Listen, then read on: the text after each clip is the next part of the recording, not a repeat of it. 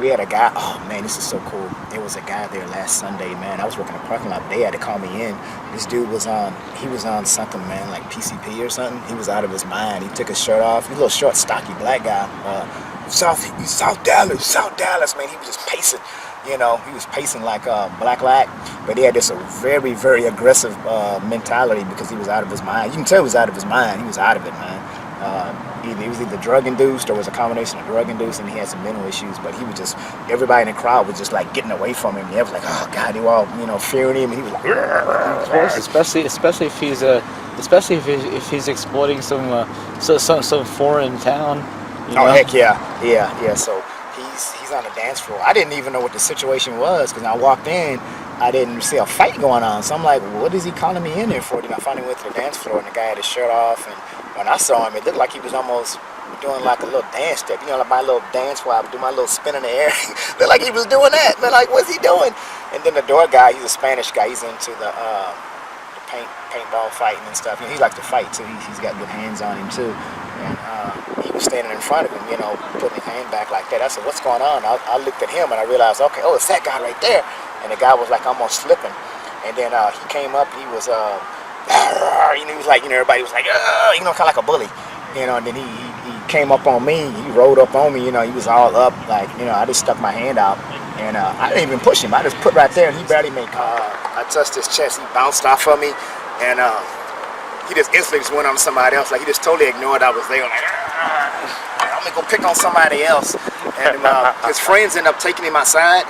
And outside, a couple of the customers got mad. You know, one of them flung him to the ground, and it's a big old 6'5", 300-pound dude. And then the guy jumped up, and you know, you didn't bother me. That's all you could do. And he came up on me, and I put my hand up on him again. I said, hey man, just walk away, man, walk away. And finally, he turned to confront me, and he tried to push up against me again. And I sent my attention to my palm of my hand, and he, again, instantly, he just ignored me and just went on to somebody else. And South Dallas.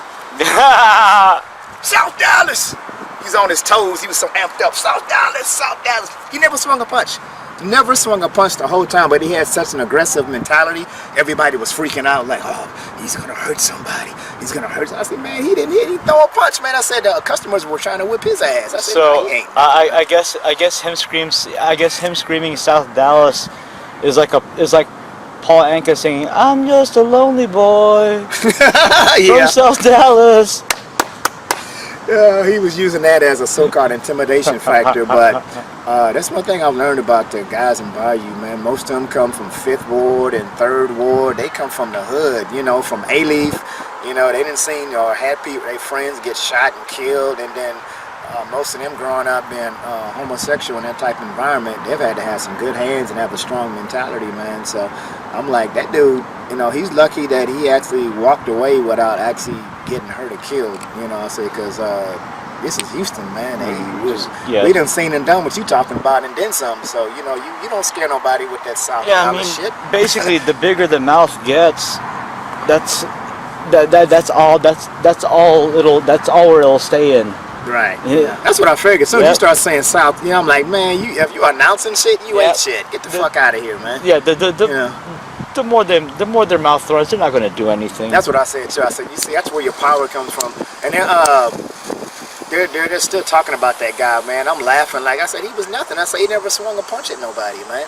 And Trevor looked at me. He goes, man, I really thought you were gonna attack that guy and knock him out. He said, I'm really surprised that you held back. I said, he wasn't doing anything. I said, the only time I've engaged somebody is when they've engaged somebody else or they tried to engage me. I said, he didn't do anything. I said, I stuck my hand out and he went on about his business, and he didn't physically do anything to anybody. He intimidated them by going like that, but I mean, he wasn't actually swinging no punches or nothing. So he wasn't that much of a threat, man. So, you know, when you start talking about where you from, you know, that's like, come on, man. You know, you ain't got no power. You ain't got no power. It's funny, everybody was they were freaking out, man. They were so scared of him, man. I'm scared, dog. I'm scared. You gonna get me. Scared by a bunch of front. Yeah, that's all it was. Exactly. It was a super front. That's all it was. No, that's what happens when there's too much TV and fluoride in your system.